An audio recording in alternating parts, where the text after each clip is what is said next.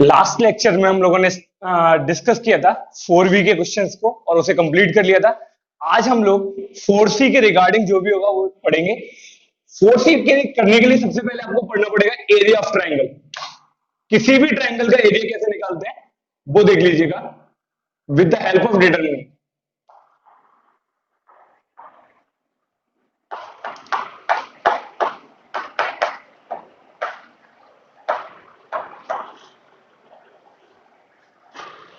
मान लेते हैं हम लोग late A x1y1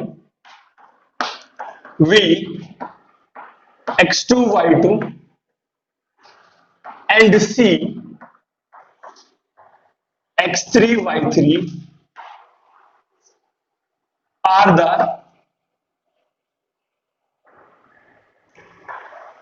vertex of triangle.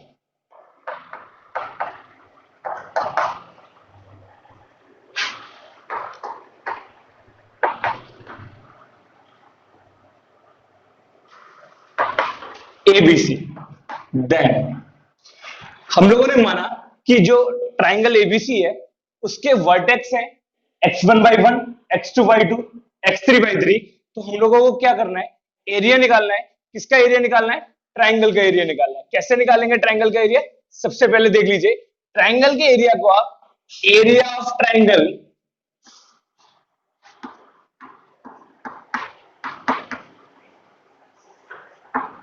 को जनरली आप डेल्टा से शो करते हैं। एरिया ऑफ ट्राइंगल को आप किससे लिखेंगे? डेल्टा से लिखेंगे। डेल्टा इज इक्वल टू, बहुत आसान सा फॉर्मूला है लर्न करने के लिए, 1/2 वर्टेक्स क्या दे रखे थे ट्राइंगल के हम लोगों को? ट्राइंगल के वर्टेक्स है x1y1 x2y2 x3y3। वर्टेक्स आप लोग समझते ही हैं, कोई भी ट्राइंगल मान लेते हैं ये एबीसी है, तो इसके ये जो वर्टेक्स है ए के कोऑर्डिनेट x1y1 है, v के कोऑर्डिनेट x2y2 है और c के कोऑर्डिनेट x3y3 है। तो ये आपको वर्टेक्स दे रखे, तो इसका एरिया होगा x1y1 x2y2 x3y3 1 1 1। बहुत आसान सा फॉर्मूला है लर्न करने के लिए ट्राइंगल के एरिया का। क्या करेंगे आप? x1y1 x2y2 x3y3 लिख लेंगे। उसके बाद जो लास्ट कॉलम होगा उसमें 1 1 1 लिख देंगे। आप लोगों को पता है, याद रखने के लिए क्या ध्यान रखेंगे, आपको जो वर्टेक्स दे रखे हैं उनको रो में लगाना है, x1y1 x2y2 x3y3। आपको पता है 3 रो हैं, तो डिटरमिनेंट के लिए 3 ही कॉलम होने चाहिए। तो लास्ट कॉलम में आप क्या लगा देंगे? 1 1 1। ये हो गया ट्राइंगल के एरिया का फॉर्मूला। यहां से आप समझिएगा, आपको एक एग्जांपल ले लेते हैं हम लोग, उससे डिस्कस कर लेते हैं। ये कह रहा है इफ ए के कोऑर्डिनेट दे रखे हैं 1,2, v के कोऑर्डिनेट दे रखे हैं 3,-1 एंड c के कोऑर्डिनेट दे रखे हैं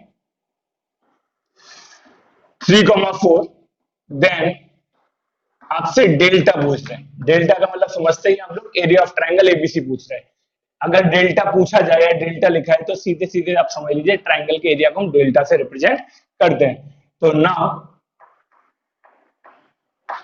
डेल्टा इज इक्वल टू क्या होता है फॉर्मूला? 1/2 x1y1 x2y2 x3y3 1 1 1। क्या करेंगे आप? ये जो वर्टेक्स दे रखी है इन्हें, ए के वर्टेक्स को x1y1, बी के वर्टेक्स को x2y2 और सी के वर्टेक्स को x3y3 मान लेंगे। तो जब मानेंगे तो उनकी वैल्यू भी पुट कर देंगे। तो 1/2 ए के वर्टेक्स x1y1, तो ये हो जाएगा 1 2, 3 - 1 3 4 1 1 1। क्लियर हुआ? यहां जो कर क्या सकते हैं आप लोग, एक्सपेंड कर सकते हैं। जरूरी नहीं है कि हमेशा आप प्रॉपर्टी यूज करें, यहाँ सिंप्लीफाई है करना बहुत आसान है, एक्सपेंड कर सकते हैं हम लोग। तो हम क्या करेंगे एक्सपेंड करने के लिए? सबसे पहला एलिमेंट ले लिया 1 और क्या करेंगे? 1 की रो और कॉलम को डिलीट कर देंगे, इसका इससे करेंगे -1, फिर माइनस का ही हो जाएगा 4। -1 माइनस का साइन लगाओगे, 4 बन जाए 4। नेक्स्ट प्लस माइनस, यहाँ क्या होता है प्लस माइनस प्लस, ऐसे ही होता है ना, तो माइनस का 2 क्या हो जाएगा, 2 के कॉलम को और रो को डिलीट कर देंगे, इसका 3 माइनस 3 प्लस का है 1 आपका, 1 की रो और कॉलम को डिलीट करेंगे, ये हो जाएगा आपका कितना 12 माइनस माइनस प्लस का 3। क्लियर हुआ? ठीक है, समझ पाए हम लोग यहां तक? ये हो जाएगा आपका 1/2, 1 इंटू माइनस का 5 है, -2 इंटू 0 है, और 1 इंटू कितना है 15 है। कुल मिला के 1/2 माइनस का 5 -0 प्लस का 15, तो कुल यहां बचेगा कितना बचेगा, 15 माइनस 5 10, और 10 में जब 2 का डिवाइड करेंगे तो 5 बचेगा, और जब 5 आया है और आपको पता है ये ट्रायंगल का एरिया है, तो इसे लिख देंगे यूनिट स्क्वायर। क्लियर हुआ? अब यूनिट तो हमें पता नहीं क्या होगी, तो हम यहाँ क्या लिख देंगे यूनिट स्क्वायर। क्लियर?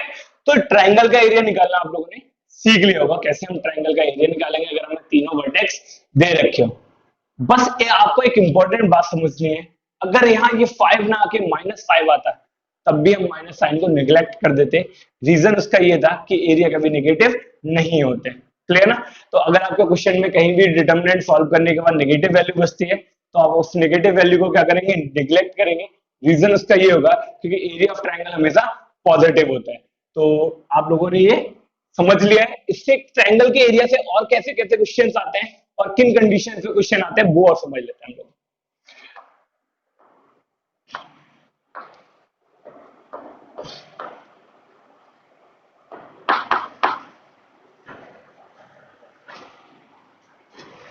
ये कह रहे हैं if A, V and C are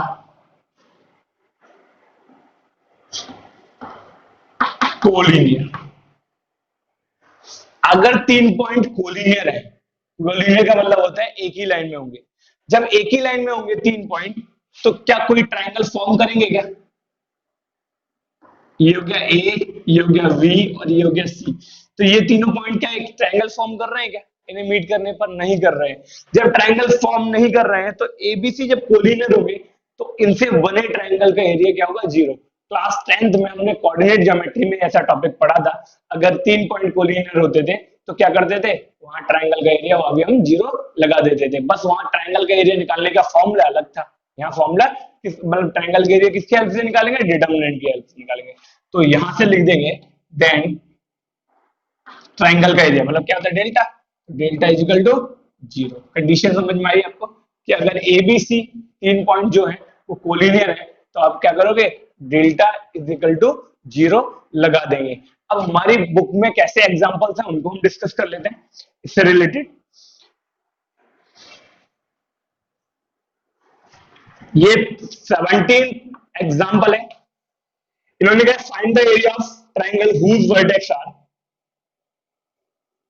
late कर लिया हमने, इन वर्टेक्स को नेमिंग कर लिया। ए मान लिया हमने पहले को 3,8 है, वी मान लिया हमने -4,2 है, एंड सी क्या है हमारा 5,1 है।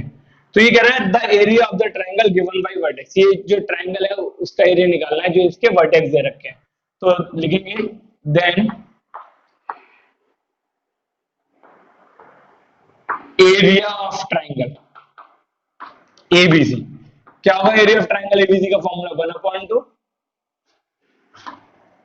x1y1 x2y2 x3 y3 1 1 1। Clear हुआ? 1/2 x1 की वैल्यू देखिएगा कितनी है 8 वो 3 8। देखो बहुत ज्यादा टेंशन लेने की जरूरत नहीं है, बस कोऑर्डिनेट को रो में अरेंज कर दो। अब ढूंढो भी मत कौन x1 y1 है। पहले कोऑर्डिनेट उठाए 3 8 रो में लगा दिए, दूसरे कोऑर्डिनेट उठाए -4 2 ये भी रो में लगा दिए, बाकी कोऑर्डिनेट 5 और 1 इसे भी रो में लगा दिया, बचा कौन 1 1 1। क्या करेंगे 1/2 सॉल्व करेगा, 3 ले लिया, रो और कॉलम डिलीट करेंगे तो 2 -1 -8, ये रो और कॉलम डिलीट करेंगे -4 और माइनस के 5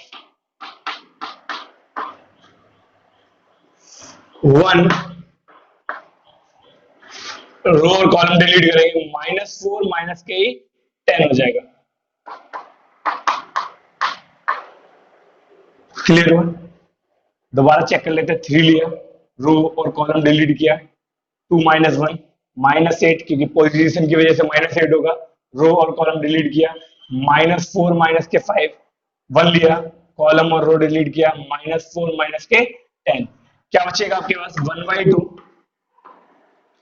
3 इंटू 1 -8 इंटू -9, 1 इंटू माइनस के 14,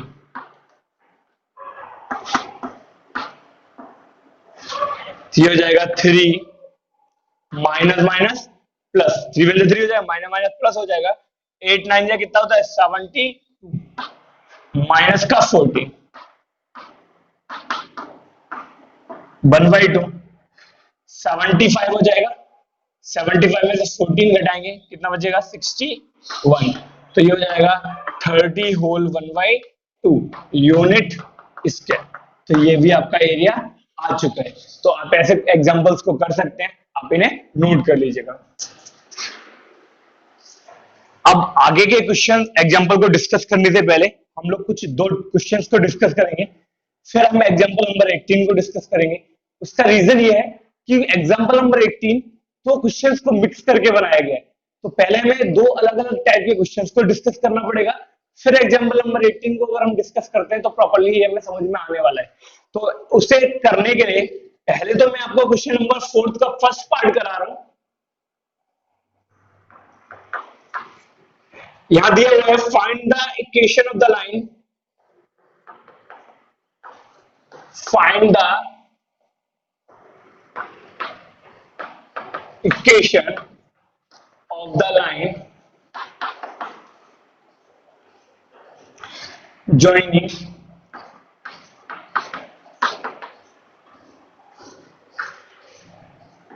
1, 2 and 3, 6 using determinants।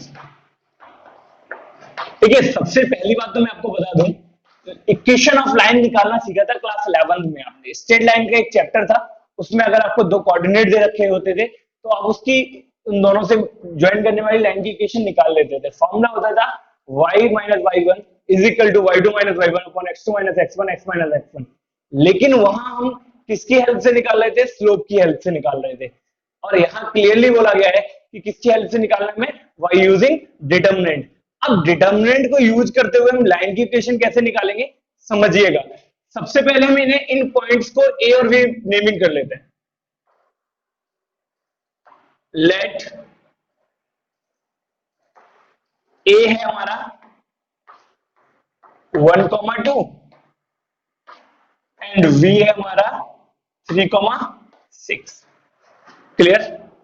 हमने मान लिया ये पॉइंट थे ए और v, ठीक है, और इन्हीं को ज्वाइन करने वाली ए और v को ज्वाइन करने वाली लाइन पर कहीं कोई पॉइंट p लाई कर रहा है। क्या कर रहा है? p लाई कर रहा है। हमें क्या करना है, लाइन की इक्वेशन निकालनी है। जब भी आपको लाइन की इक्वेशन निकालनी होगी तब अपने पास से आप एक पॉइंट मान लोगे p, जिसके कोऑर्डिनेट मान लोगे x, y। क्लियर हुआ? आपने क्या लिखा, and let p x, y v any point lies on AB। सबसे पहली बात है हमें डिटरमिनेंट यूज करना है और हमें लाइन की इक्वेशन निकालनी है। लाइन के बारे में डिटरमिनेंट में हमने बस एक ही कंडीशन पढ़ी है, वो है कोलिनियर की। और कोलिनियर में क्या पढ़ा है, अगर 3 पॉइंट कोलिनियर होते हैं तो ट्रायंगल का एरिया क्या होता है, 0 होता है। ये पढ़ा था ना हम लोगों ने। तो वही हम कुछ ऐसा यूज करने वाले हैं। हमने क्या कहा कि जो पॉइंट है वो ए और बी हो गए, और उन पॉइंट को ज्वाइन करने वाली लाइन पर कोई पॉइंट पी है जिसके coordinate X comma Y, let P x comma V any point lies on A B. Then अगर ऐसा होगा then A comma V comma P या and P are collinear.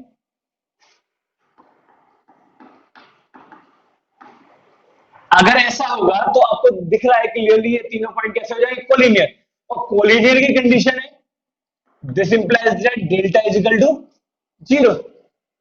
Delta का फॉर्मूला 1/2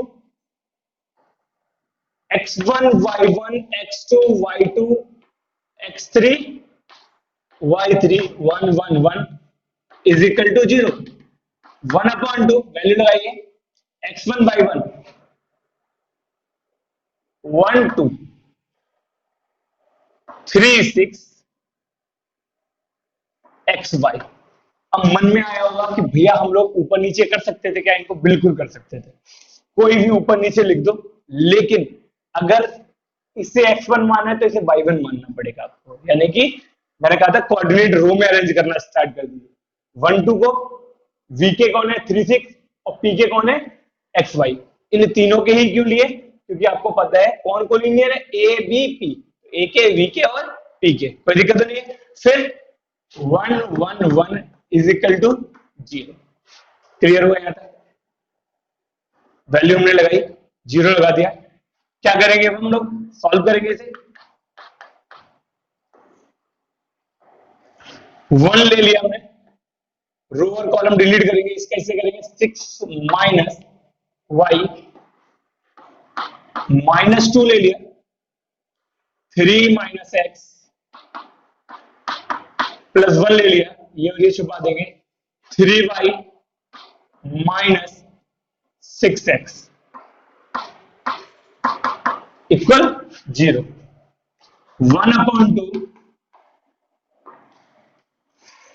ये हो जाएगा 6 माइनस y माइनस के 6 दिख रहा होगा ना आपको। 1 क्या करेंगे 6 माइनस y रहेगा, माइनस 2 कैसे करेंगे 3 से माइनस 6 माइनस माइनस प्लस के 2x और प्लस के 3y minus 6x equal 0। Minus 6 से प्लस 6 कैंसिल आउट हो जाएगा, 1/2 3y minus y 2y minus का 6x है प्लस का 2x है तो माइनस का 4x बचेगा 0। 2 का जैसे ही डिवाइड करेंगे तो यह बचेगा y minus 2x is equal to 0। और यही क्या है? रिक्वायर्ड लाइन की इक्वेशन है, which is the equation of required line AB। कोई दिक्कत? समझ आया आप लोगों को? तो लाइन की इक्वेशन निकालना आया आप लोगों को, ठीक है ना। अब हम एक और क्वेश्चन करेंगे, क्वेश्चन करेंगे 5th। क्वेश्चन नंबर 5 में क्या दे रखा है ध्यान से देखिएगा आप लोग। ऐसा ये दोनों चीजें क्यों कर रहे हैं हम? दोनों क्वेश्चन इसलिए कर रहे हैं हम अपना लास्ट एग्जांपल डिस्कस कर पाए, और इन दोनों क्वेश्चंस को करने के बाद और आपका जो लास्ट एग्जांपल है 18 करने के बाद आप सारे क्वेश्चन अपने आप से कर सकते हैं। कोई भी क्वेश्चन ऐसा नहीं है एक्सरसाइज में जो आप ना कर पाए। तो क्वेश्चन नंबर 5 की बात जब करेंगे तो ये हो जाएगा आपका, if area of triangle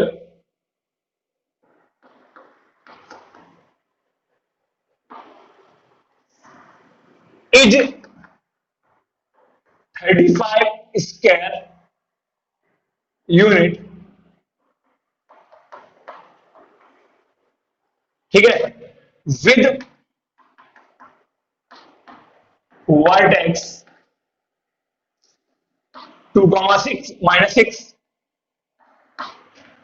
5,4 and k,4।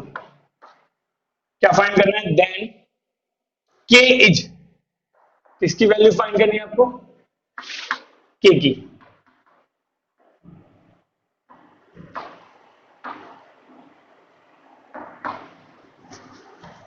आपको ट्राइंगल का एरिया दे रखा है और तीनों वर्टेक्स दे रखे हैं।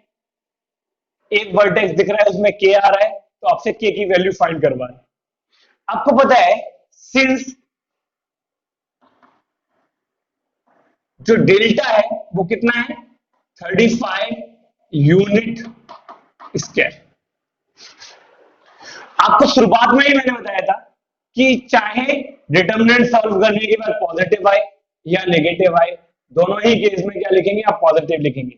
पहला एग्जांपल जब मैंने बताया था वहां 5 स्क्वायर यूनिट लिखा था, मैंने कहा था कि अगर ये 5 आए या -5 आए, दोनों ही केस में हम क्या लिखेंगे 5 स्क्वायर यूनिट। इसका मतलब क्या है, ये 35 स्क्वायर यूनिट लिखा है तो सॉल्व करने के बाद या तो 35 आया होगा या फिर -35 आया होगा। तो याद रखेंगे आप लोग, ज्यादा समझे ना, बस इतना समझे कि आपको पता है डिटरमिनेंट की वैल्यू या तो पॉजिटिव आई होगी या नेगेटिव आई होगी, दोनों कंडीशन बन सकती है। तो जब आप स्क्वायर यूनिट हटाएंगे तो प्लस माइनस का साइन लगा देंगे, +-35। क्लियर, कोई इश्यू तो नहीं है। अगर आप क्या करेंगे, डेल्टा की वैल्यू जो भी दे रखी है स्क्वायर यूनिट में, अगर स्क्वायर यूनिट हटाएंगे तो प्लस माइनस का साइन लगा देंगे। अब डेल्टा क्या होता है 1/2 x1y1। x1y1 कितना है 2 - 6, x2y2 यानी 5 4, x3y3 यानी k 4। क्लियर हुआ, x1y1 x2y2 x3y3 1 1 1 इक्वल है +-35। ये हो जाएगा 1/2, सॉल्व करिएगा 2 इंटू रो और कॉलम डिलीट करेंगे तो 4 - 4 माइनस होता है प्लस माइनस प्लस, ऐसे बताया था मैंने आपको, यहां माइनस होता है, यहां माइनस ऑलरेडी है तो माइनस माइनस प्लस, याद आ रहा होगा आपको, प्लस माइनस प्लस ऐसे कुछ सिंबल बताए थे हमने एक्सपेंड करने के लिए। तो ये हो जाएगा +6, रो और कॉलम डिलीट करेंगे, इसका ऐसे करेंगे 5 - k +1 इंटू ये रो और कॉलम डिलीट होगा 5 4 जा 20 -4k इक्वल +-35।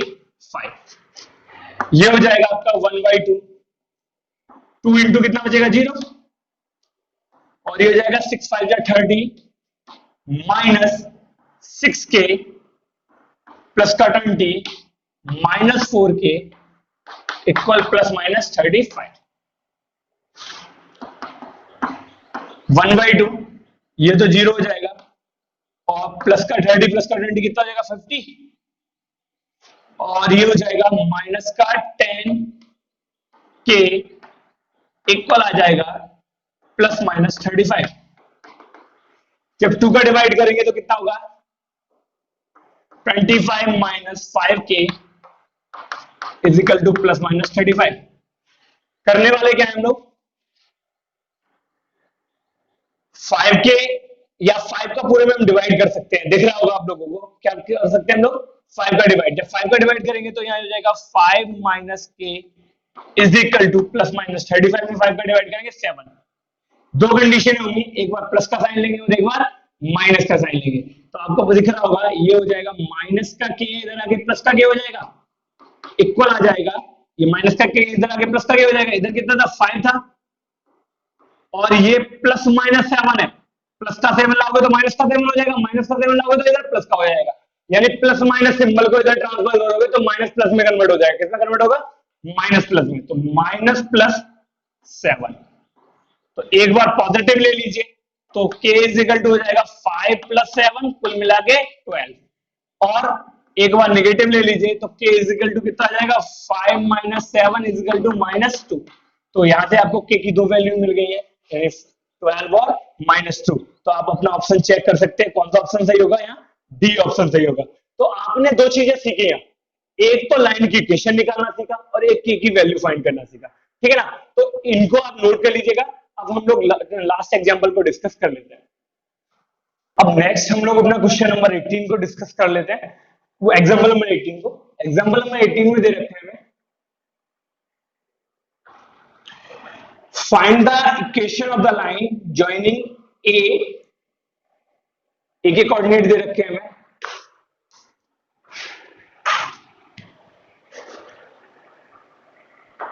1,3 एंड v के कोऑर्डिनेट दे रखे हैं 0,0। आपसे बोला गया है find the equation of the line joining A 1,3 and B 0,0 using determinant. तो पहला क्वेश्चन तो ये हो गया कि आपको क्या करना है, ए बी को ज्वाइन करने वाली लाइन को फाइंड करना है, इक्वेशन फाइंड करनी है। तो क्या करेंगे, लेट, ये तो गिवन में था आपके पास, let P x comma y be any point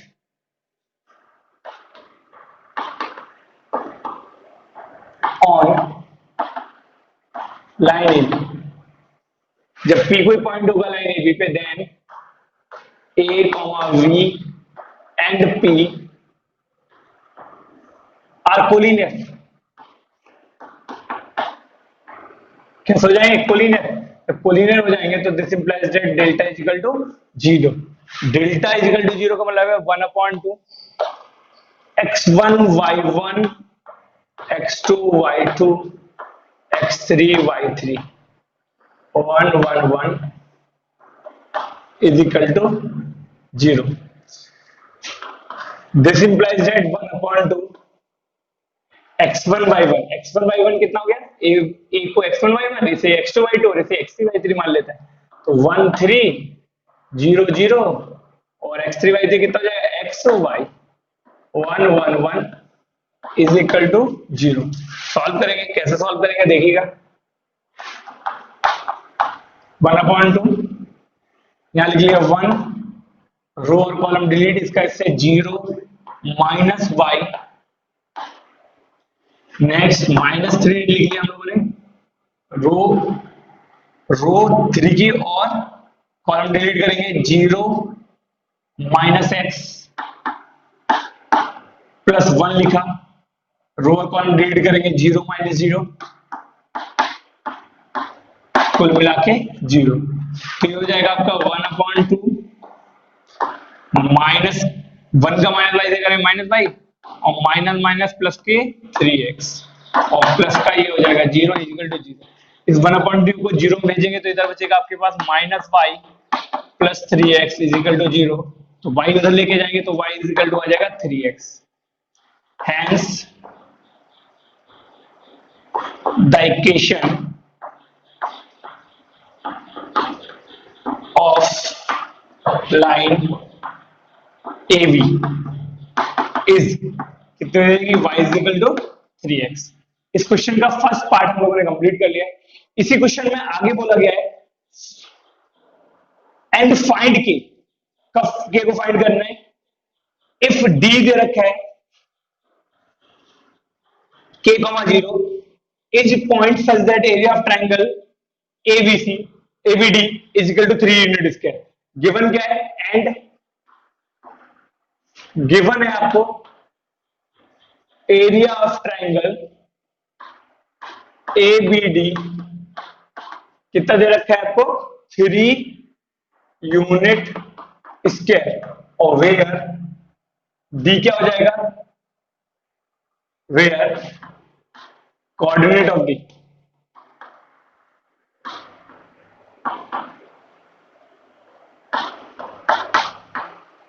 R k, 0। देखो आगे इन्होंने k की वैल्यू फाइंड करने की बात कर रहे हैं, कब k की वैल्यू फाइंड करने की बात कर रहे हैं, ये कह रहे हैं d क्या है, k, 0 है, और एरिया ऑफ ट्रायंगल ABD कितना दे रखा है, 3 यूनिट स्क्वायर दे रखा है, तो आपसे k की वैल्यू फाइंड करने की बात कर रहे हैं। Since area of triangle ABD is equal to 3 unit square, तो ये हो जाएगा दिस इंप्लाइज दैट, तो 1/2 इसके वर्टेक्स लगाएंगे AK कहां है, 1 3, फिर VK कितने हैं 0 0, फिर DK कितना है k, 0।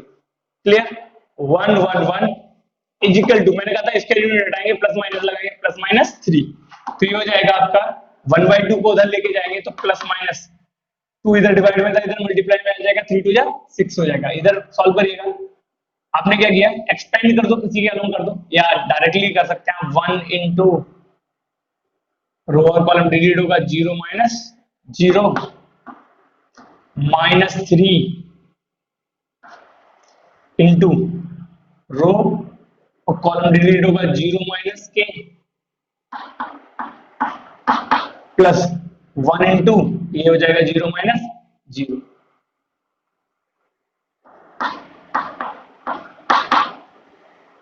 ये हो गया 0 माइनस माइनस प्लस 3k और ये भी हो गया 0 इजिकल टू प्लस माइनस 6। 3 का डिवाइड करेंगे तो k इजिकल टू आ जाएगा प्लस माइनस 2। k की वैल्यू हमने फाइंड कर ली।